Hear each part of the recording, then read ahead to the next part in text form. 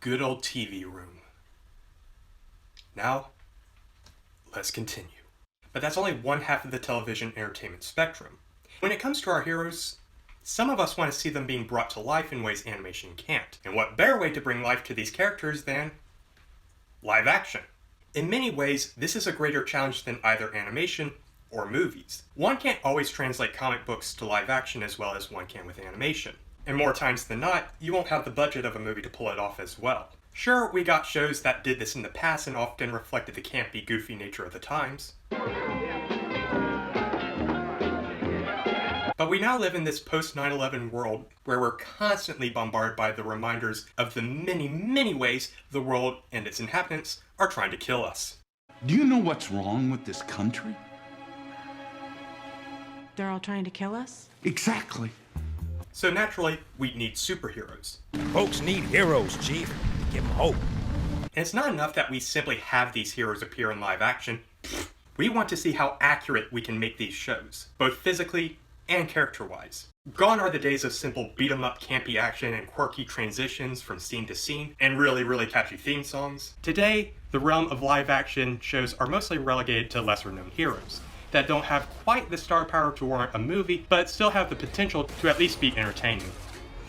Yet despite all these limits, both Marvel and DC have churned out a variety of live-action content for their fan bases, with various degrees of success. This is live action. Well, we wanted to make sure it just wasn't a places. Oh, she has the strength.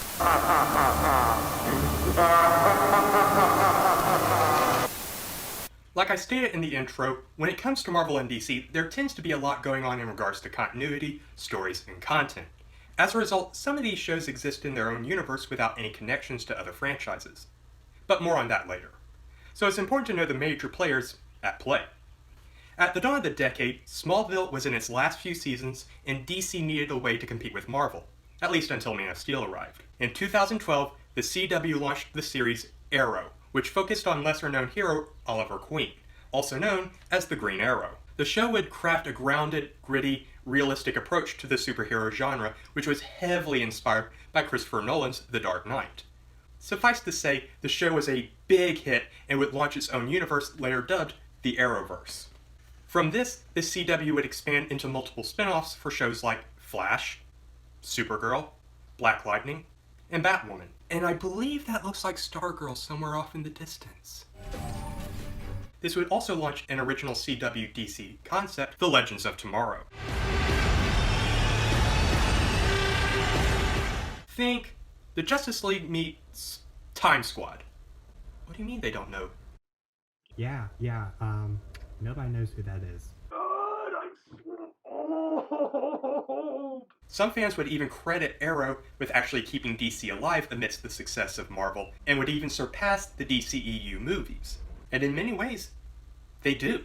Being TV shows, we, the audience, are allowed to spend more time with our heroes and villains, thus helping to flesh out their stories and watching them grow as characters at a pace that feels natural and not rushed. It takes the time to focus on the effects of being a superhero and the toll it takes on one's life, which many people complain about having too much of a soap opera vibe to it. No, not that vibe. But I would argue that kinda comes with putting on a costume every night and putting your life on the line to beat up bad guys, and that this would cause some behind-the-scenes drama. Oliver? Oliver? In the same way Smallville tasked Christopher Reeve to be the mentor figure to Tom Welling's Superman, we got John Wesley Shipp to play Barry Allen's father. And Jay Garrick of Earth 3. And ultimately reprised his role in Crisis on Infinite Earths. Previous Supergirl actress Helen Slater to become the adopted mother of the new Supergirl, with former Superman actor Dean Cain playing the father. Former Wonder Woman actress Linda Carter playing the president of Supergirl's Earth. Good morning, sunshine! Mark Hamill reprising his role as the Trickster. I am your father. Among many, many, many more. you kind of get the idea. Point is that the Arrowverse would usher in a new era for DC fans. All the while, Fox would start and later finish Gotham over the course of a few years. While I've seen a few episodes, I really haven't seen enough to form a solid opinion on it. Krypton would premiere on the Sci-Fi Channel and would run for 2 seasons. A series about Superman's grandfather. Okay, full disclosure, this show had no reason to be as good as it turned out being. It's the Sci-Fi Channel. The same network that brought you Sharknado made this. Son of Krypton, your world is at an end. And would feature characters like Doomsday, Brainiac, and Lobo. Name's Lobo! Lobo even was going to get his own spin-off show. Before DC would even launch its own streaming service with original shows like Titans, Doom Patrol, and a short-lived Swamp Thing series. Not to be mistaken for that one. And I do plan on watching these at some point, legitimately, like getting the streaming service. I want to show you.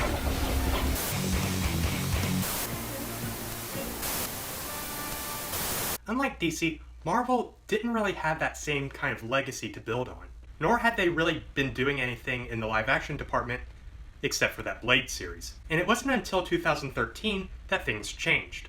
Marvel finally entered the TV realm with Agents of S.H.I.E.L.D., a show that tied into the MCU films, but didn't actually interact with them. Following a resurrected Agent Phil Coulson, the series would focus on his merry band of S.H.I.E.L.D. operatives as they explored superhuman anomalies, and would show how the events from the movies affected and ultimately shaped the MCU. Which is an interesting premise, I won't lie.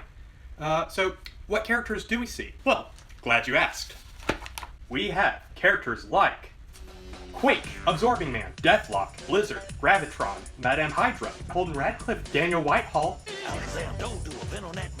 We have Mockingbird, but she's been written out. And we even got Ghost Rider.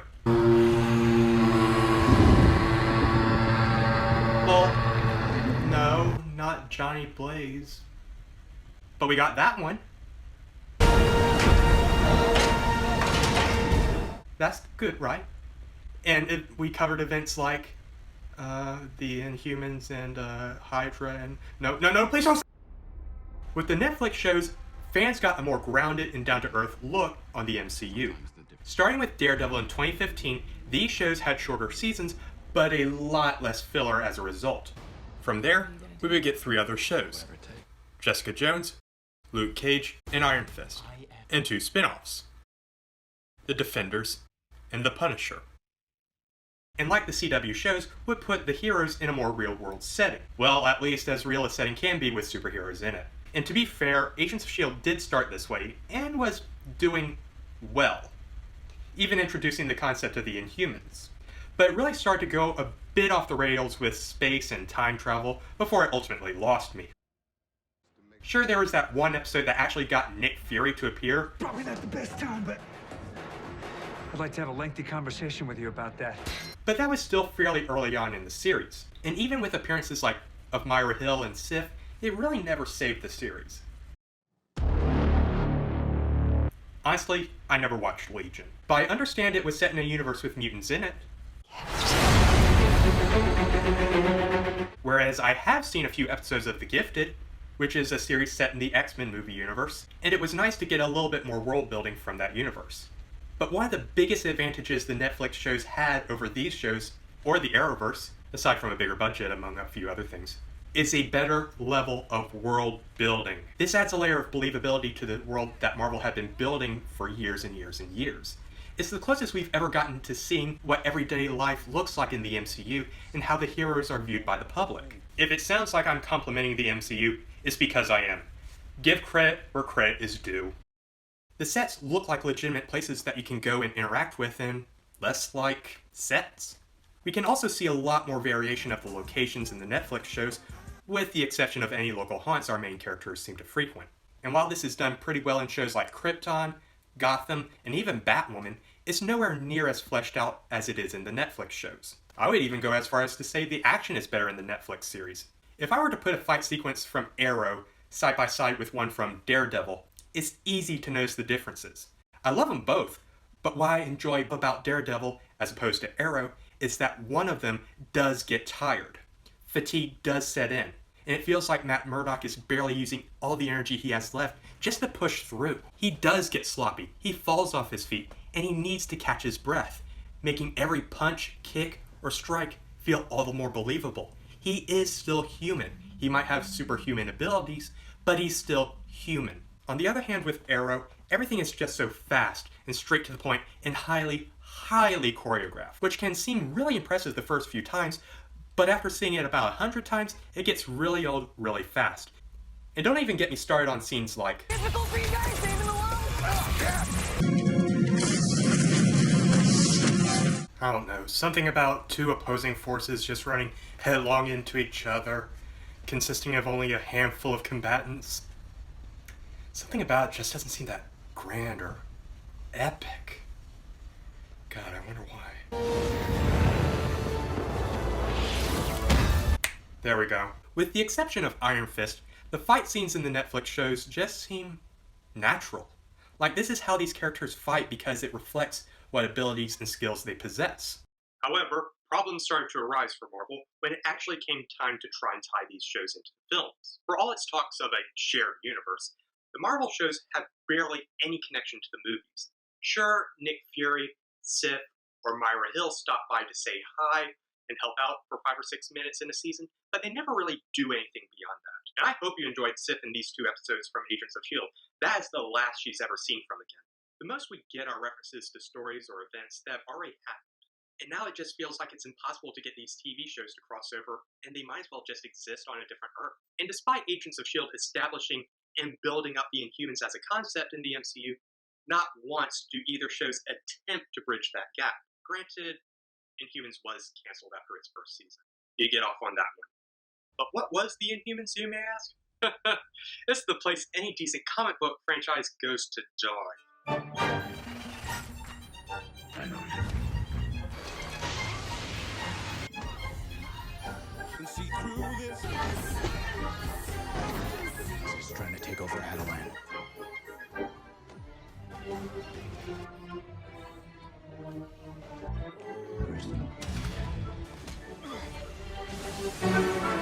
Considered by many to be the first major failure for the MCU, The Inhumans is what happens when the studio that brought you Iron Man, Guardians of the Galaxy, and the Avengers really want to make an X-Men series but lack the film rights to do so properly. As a result, the MCU began trying to build up this race of characters as their replacements.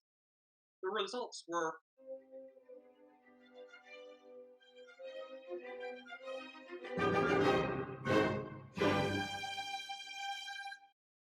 less than stellar.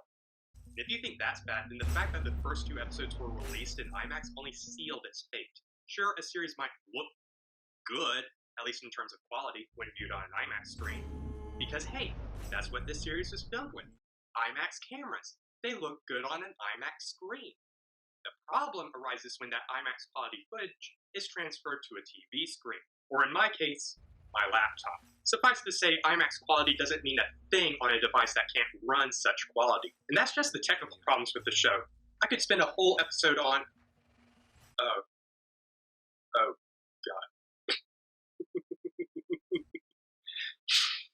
That's...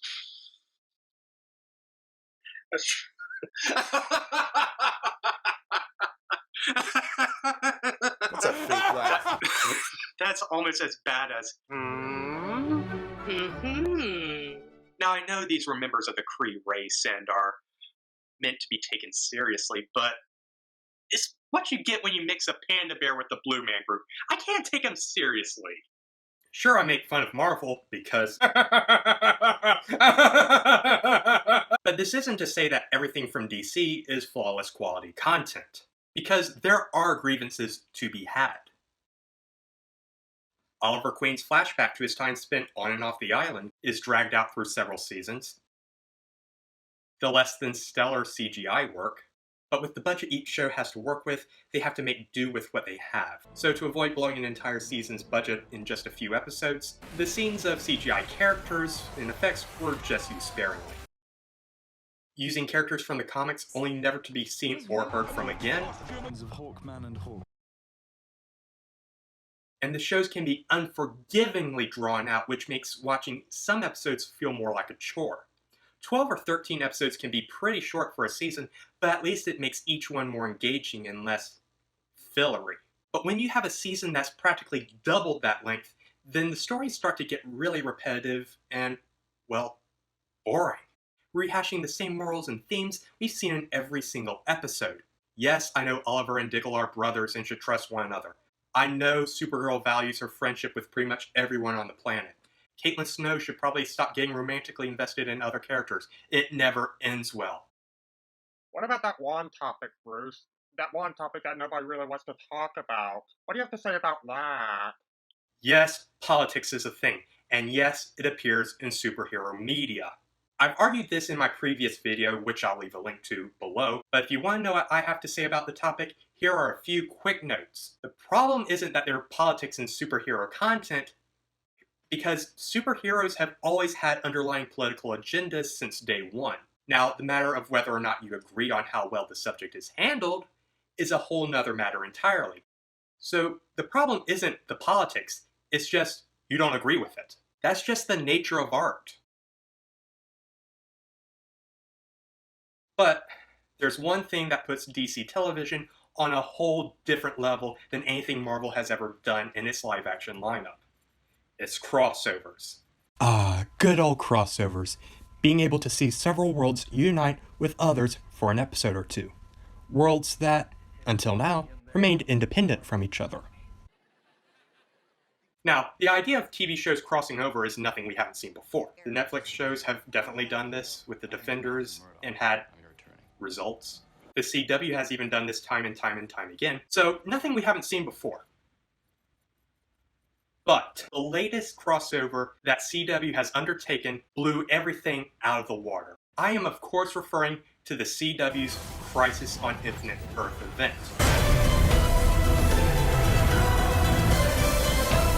This 5-part CW event of various crossovers and characters was DC's clear response to Avengers Infinity War and Endgame, and was overall a celebration of all things DC related.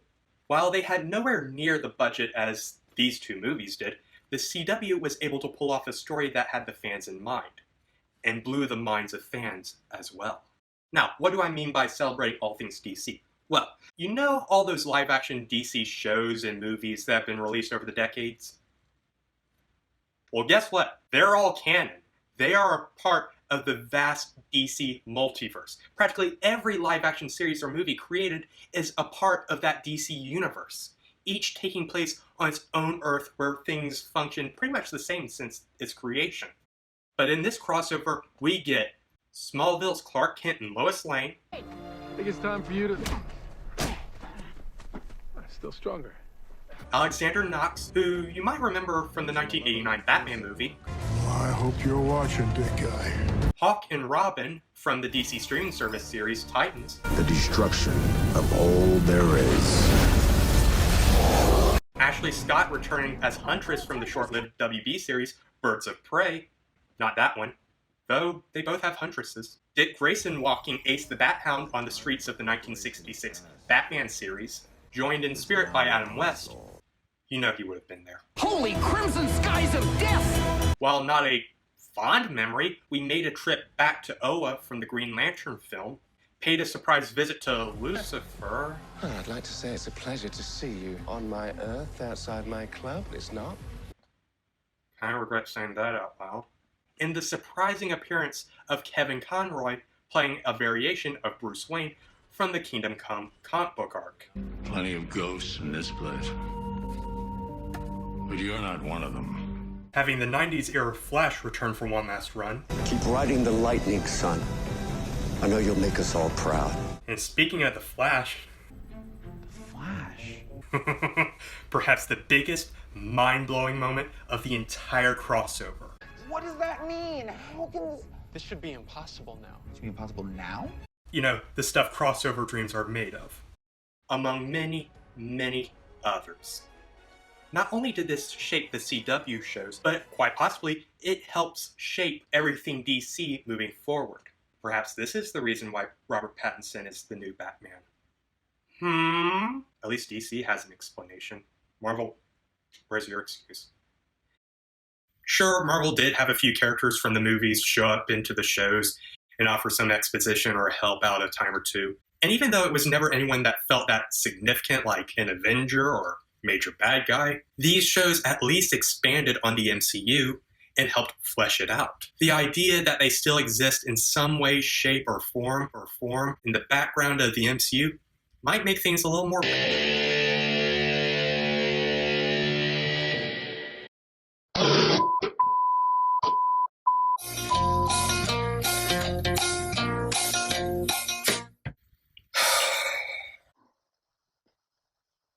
You're awake, by the way. You're not having a terrible, terrible dream. Also, you're not dead. As painful as it is for me to admit, Marvel and Kevin Feige just pulled a Star Wars. Basically, anything this guy didn't like, he can pretend never happened. Because it was a great idea when Disney and that story group decided to do it.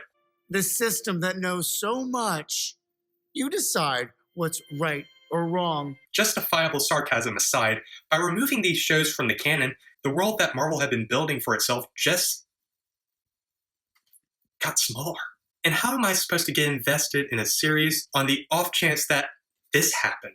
While not all of these shows were perfect, they still laid the foundations for a great universe. And I know that Marvel is planning on launching several new series on Disney+, shows like Falcon and the Winter Soldier, Romance, bro.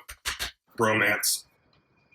WandaVision, which will focus on the romance between Scarlet Witch and the Vision, following the events of Endgame? Well, seeing how the Vision died in Infinity War, clearly this is a part of the multiverse that Marvel has yet to deliver on.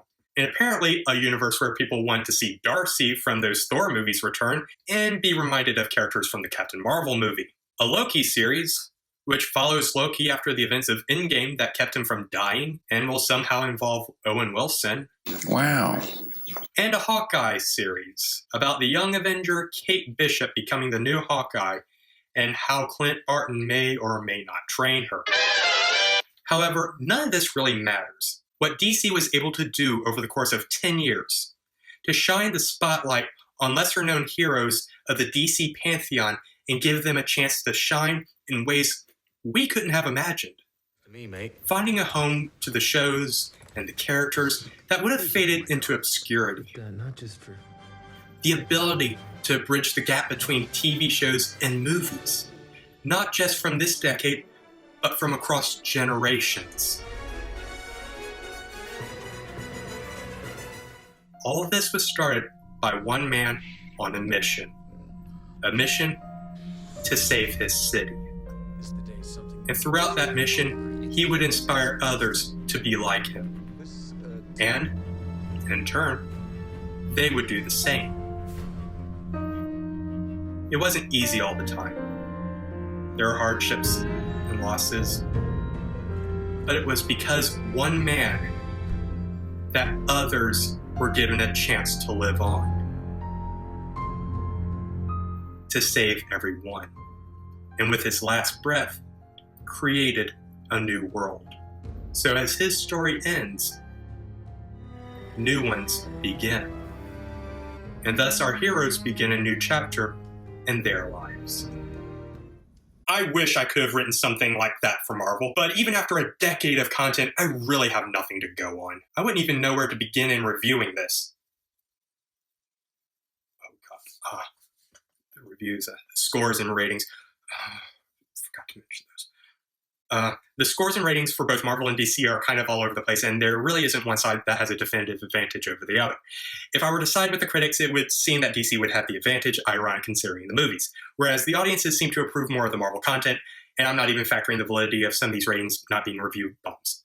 Yes, some of Marvel's content was good, and had the better budget, and even looked nicer, but it just wasn't as impactful or ambitious. Again, while initially a tough call, it's these factors that make DC a sight to be seen, and believe me, it shows. Point goes to DC.